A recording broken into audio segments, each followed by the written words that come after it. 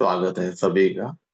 मन से मुक्ति मोक्ष है इस पुस्तक के 19वें चैप्टर में है। पेज नंबर 118 और चैप्टर का नाम है हृदय तो है अंतर यात्री, मन तो है बहिर्यात्री। तो साधक भगवान से पूछता है कि भगवान आप अक्सर समझाते हैं कि मन की बजाय हृदय की सुनो, लेकिन कोई कैसे जाने कि उसकी मन की आवाज कौन सी है और उसके हृदय की आवाज आवाज कौन सी है। कुछ समझाने की अनुकंपा करे। भगवान कहते हैं कि बात बिल्कुल सीधी साफ है, जरा भी उलझन नहीं है। मन सदा बाहर की तरफ ले जाने को इशारे करता है, हृदय सदा भीतर की तरफ ले जाने को इशारे करता है। जब कोई तुम्हारे भीतर बोले कि चलो बाहर, धन कमाओ, पद प्रतिष्ठा महत्वाकांक्षा, तो समझना मन बोला, क्योंकि हृदय की ये आकांक्षाएं नहीं है। जब कोई कहे कि बैठो चुप, आंखें बंद करो, डूबो अपने में, डुबकी मारी अपने अस्तित्व में, अपने प्राणों की सुनो, भीतर जो नाद उठ रहा है उसमें पगो, तो जानना कि हृदय बोला। अंतर यात्रा हृदय की सूचना है, बहिर यात्रा मन की।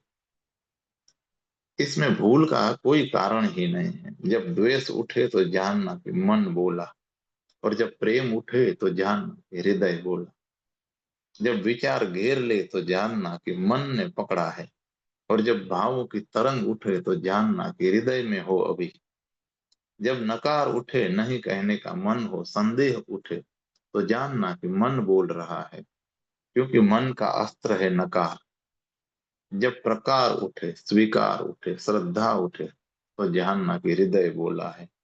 कठिनाई नहीं होंगी, चीजें बिल्कुल साफ साफ हैं, उतनी ही साफ साफ जैसे सिर में दर्द होता हो तो तुम्हें पता चलता है कि सिर में दर्द है। पैर में कांटा गड़ता है तो तुम्हें पता चलता है कि पैर में कांटा गड़ा है। इतनी ही साफ साफ है। शायद बाहर तुम किसी को समझा ना पाओ। कोई अगर पूछे कि तुम्हें पक्का होता है कि पेट में दर्द है कि सिर में दर्द है, इसके क्या लक्षण है? तुम कहो कि लक्षण की कोई जरूरत नहीं है, मुझे पता चलता है कि सिर में दर्द है या पेट में दर्द है। इसमें लक्षण की जरूरत क्या है? तुम डॉक्टर के पास जाओ, कहो कि मेरे सिर में दर्द है, वह कहे कि पहले सिद्ध करो। तुम्हें कैसे पता चला? अगर कोई जोर देकर तुमसे पूछे कि कैसे पता चला, तो तुम्हें बहुत संदेह पैदा होने लगेगा कि पता नहीं पेट में है दर्द कि सिर में है। कोई अगर बहुत तुम्हें उलझाए तो झंझट में डाल दे सकता है, लेकिन भीतर स्वर बिल्कुल साफ होते हैं। कितनी ही साफ होती है बात हृदय की और मन की। जरा भी विभ्रमण का कोई कारण नहीं है, लेकिन विभ्रमण पैदा हुआ है, विभ्रम पैदा हुआ है। बहुत लोगों को यह झंझट खड़ी होती है कि कैसे समझे। पुरुषों को अक्सर हो जाता है कि वे मन को ही हृदय समझ लेते हैं, और स्त्रियों को अक्सर यह हो जाता है कि वे हृदय को ही मन समझ लेती हैं। इसलिए पुरुष और स्त्रियों के बीच संवाद बहुत मुश्किल होता है। पति पत्नी के बीच संवाद कभी देखा है? होता ही नहीं। विवाद होता है, बोले कि विवाद। धीरे धीरे पति सीख ही लेता है कि बोलना ही नहीं है। तो मुल्ला नसरुद्दीन के बेटे को एक नाटक में एक पात्र मिला, काम करने का उसे मौका मिला। विश्वविद्यालय में पढ़ता है। नाटक हुआ, घर आया, बाप से बोला कि मुझे भी पात्र मिला है, मुझे भी अभिनय करने का अवसर मिला है। पिता ने कहा किस बात का पात्र मिला है, तो क्या अभिनय करेगा? बेटे ने कहा कि मुझे पति बनने का अभिनय करना है। बाप ने कहा कि तू फिक्र मत कर, किए जा। कभी ऐसा भी समय आएगा कि तुझे बोलने वाला अभिनय भी मिलेगा। इसमें तो बोलने की कोई जरूरत आने वाली है नहीं, मगर अभ्यास करता चल। पति बोलते ही नहीं, धीरे धीरे चुप होने लगते हैं। इसी में सुरक्षा पाते हैं। कारण, बोलने से सिर्फ विवाद खड़ा होता है। क्यों स्त्री और पुरुष के बीच संवाद नहीं हो पाता है? दोनों के केंद्र अलग अलग हैं। स्त्री भाव से जीती है, तर्क से नहीं। पुरुष तर्क से चलता है, विचार से चलता है, गणित से चलता है। भाव का एक अलग लोक है, तर्क का एक अलग लोक है। और ये बातें बहुत साफ है। अड़चन इसलिए पैदा हो जाती है कि हमें बचपन से कभी कभी साफ साफ बताया नहीं जाता है, स्पष्ट नहीं किया जाता है। हमारे विद्यापीठ में हृदय को कोई ध्यान नहीं देते हैं। सम्यक शिक्षा कभी अगर होगी तो दुनिया में हम लोगों को बुद्धि के निष्णात करने की कला तो सिखाएंगे ही, लेकिन हृदय को निखारने की कला भी सिखाएंगे। इतना ही नहीं, हम उनको यह भी समझाएंगे कि कब हृदय में उतरो, कब बुद्धि में जाओ, कहाँ किसकी जरूरत है। जब दुकान पर बैठे हो, बाजार में काम कर रहे हो, तो एक बात है। जब घर आए हो, अपने बेटे से बात कर रहे हो, तो एक बात है। या अपनी पत्नी से बात कर रहे हो, तो वो दूसरी दुनिया है। यहाँ उपकरण हृदय का काम आएगा। जब परमात्मा के सामने मंदिर में झुके हो, तो यहाँ तर्क इत्यादि को हटा दो। यहाँ भाव की तरंगे उठने दो। यहाँ प्रार्थना के स्वर गूंजने दो। यहाँ प्रेम आए और तुम प्रेम में दीवाने हो जाओ, तो ही प्रार्थना सार्थक होगी। पर यह लक्षण ख्याल में रख लो, मन बाहर जाने की बात करता है। द्वेष, प्रतिस्पर्धा, संघर्ष, प्रतियोगिता, तुलना, विचार का बवंडर खड़ा करता है। इनकार नहीं, यह सब सुगमता से ही आती है मन को। और संदेह मन के लिए स्वाभाविक है। संदेह मन का गुणधर्म है। जब संदेह उठे तो समझना कि तुम्हारा हृदय चुप है, तुम्हारा मस्तिष्क बोल रहा है। हृदय को बाहर से कुछ लेना देना नहीं है। हृदय का सारा रस भीतर भीतर है। हृदय तो ऐसा है जैसे वृक्ष की जड़ें जमीन के भीतर छिपी रहती है और शाखाएं ऊपर फैलती रहती है। जड़ें भीतर छिपी होती है। ऐसा ही हृदय भीतर छिपा है। उसमें तुम्हारे प्राणों की जड़ें हैं। जीवन का सारा सत्व वहीं से तुम पाते हो। जब भीतर जाने की बात उठे तो हृदय की सुनना। और जब भीतर जाने के बाद और जब भीतर जाने की बात उठे तो जान लेना कि हृदय ने पुकारा है। वहां द्वेष नहीं पैदा होता है, क्योंकि वहां दूसरा है ही नहीं।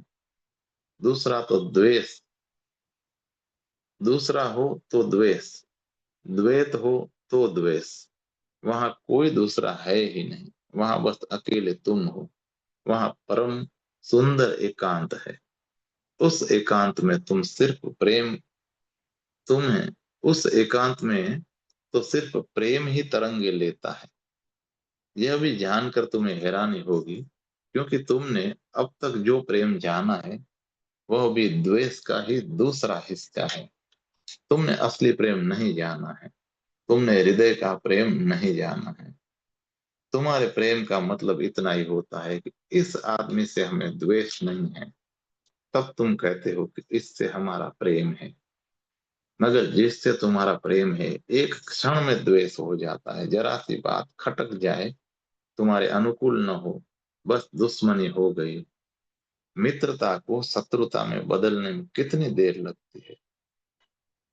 तुम्हारी मित्रता शत्रुता का तुम्हारी मित्रता शत्रुता एक ही सिक्के के दो पहलू हैं। तुम्हारा प्रेम बहुत कुछ प्रेम जैसा है नहीं, द्वेष का विपरीत हिस्सा है।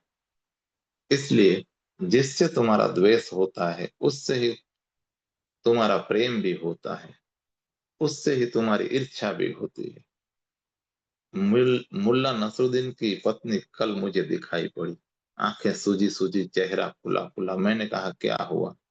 उसने कहा कि आपको पता नहीं कि मुल्ला बहुत बीमार है, तो मुझे जागना पड़ता है। तो मैंने पूछा, लेकिन मैंने तो सुना है कि रात जागने के लिए एक नर्स रख छोड़ी है। उसने कहा कि इसलिए तो मुझे जागना पड़ता है। अब रात भर नर्स पर नजर रखो। बीमार मुल्ला है, बिल्कुल मरणासन, मगर इससे क्या फर्क पड़ता है? तो वह मुल्ला नसरुद्दीन रात एकांत में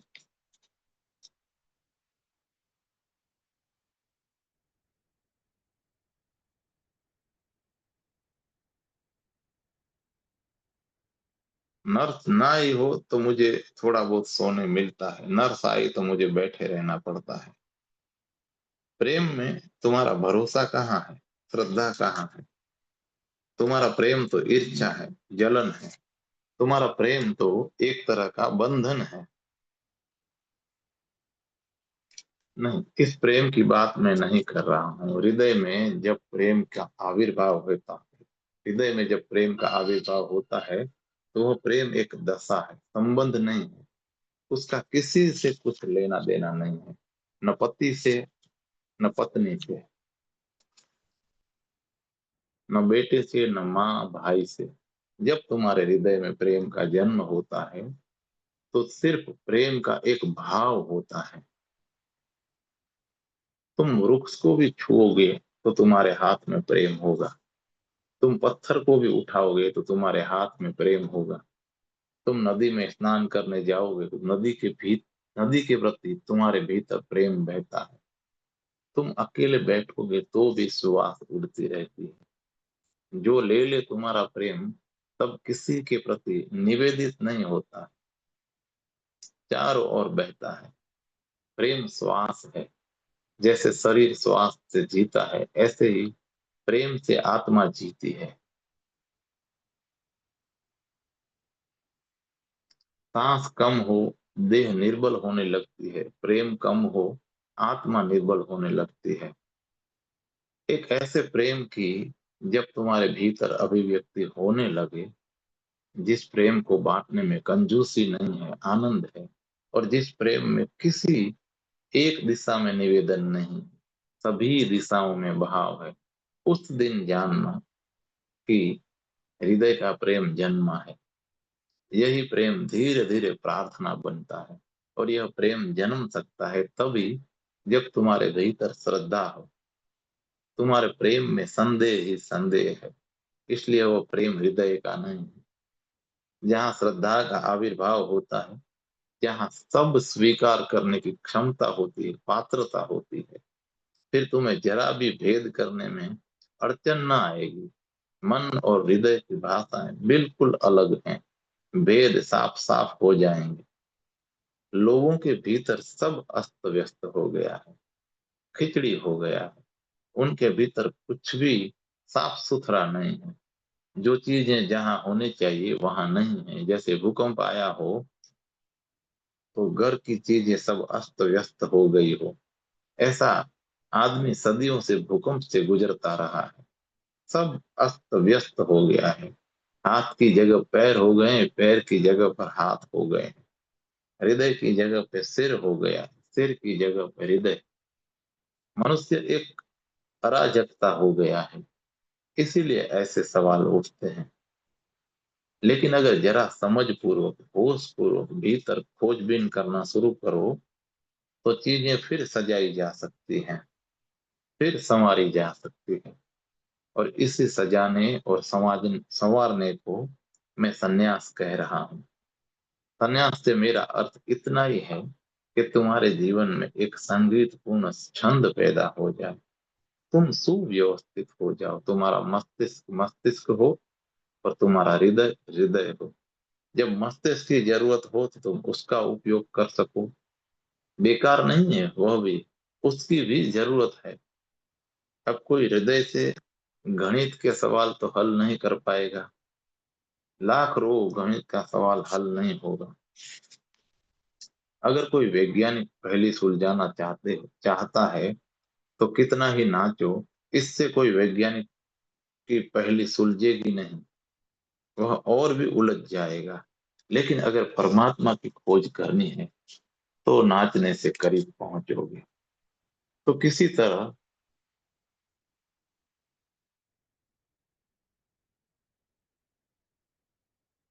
नाचने वाले ही उसके करीब पहुंचते हैं, वही उसकी यात्रा है। बाहर की दुनिया के संबंध में अगर कुछ जानना हो, अर्थात विज्ञान, तो मन और बुद्धि काम देती है। और परमात्मा के संबंध में अगर कुछ जानना हो, अर्थात धर्म, तो हृदय काम देता है। दोनों की जरूरत है। मैं तुमसे यह नहीं कह रहा हूं कि हृदय को ही चुनो और मस्तिष्क को बिल्कुल फेंक दो। इतना ही कह रहा हूं कि तुम्हारी इतनी मालकियत होनी चाहिए कि जब जिसकी जरूरत हो उसका उपाय कर सको। किसी को भी तुम्हारे ऊपर मालकियत नहीं होनी चाहिए। यही स्वामित्व का अर्थ होता है।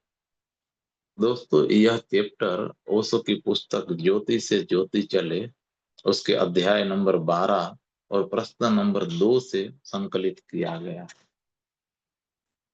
बहुत बहुत धन्यवाद। आगे के चैप्टर की तरफ बढ़ते हैं।